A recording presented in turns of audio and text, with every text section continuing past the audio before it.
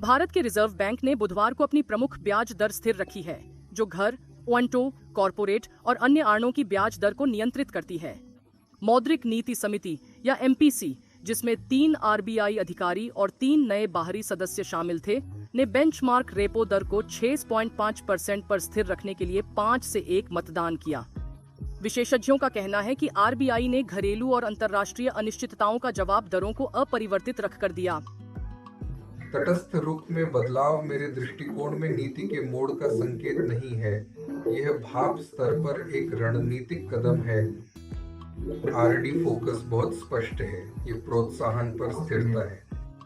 इसीलिए हम उम्मीद करते हैं कि कोई भी दर कटौती क्रमिक और सीमित और शायद उथली भी होगी। इसलिए अगली कुछ तिमाहियों में ही सीमित 50 से 75 आधार अंकों तक सीमित होगा, जब मुद्रास्फीति औपचारिक रूप से नियंत्रण में आती है और बाहरी जोखिम कम हो जाते हैं।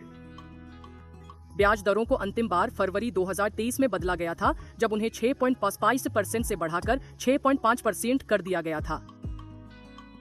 एमपीसी ने नीतिगत रुख को चौंकाने से तटस्थ करने का फैसला किया, जो जून 2019 के बाद पहला है।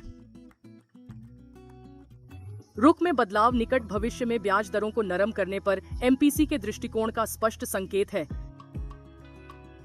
आरबीआई मौद्रिक नीति समिति ने एक अच्छा फैसला लिया है।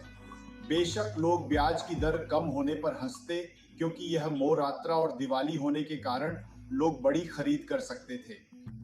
लेकिन मुझे लगता है कि समग्र परिस्थितियों को देखते हुए यह परिपक्व है। यह एक अच्छा निर्णय है, लेकिन मेरे दिमाग में जो प्रतीत होता है वह यह है कि आने वाली नीति समिति की बैठकों में उन्हें उम्मीद है कि 50 से 75 आधार अंक में कटौती की जाएगी, एक बार में नहीं बल्कि संचयी आधार पर। नीतिगत दरों को रखने के आरबीआई के फैसले के बाद बैंक ब्याज दरों में कटौती नहीं कर सकते हैं, लेकिन वे निकट भविष्य में ब्याज दरों में कटौती की उम्मीद में कुछ छूट दे सकते हैं।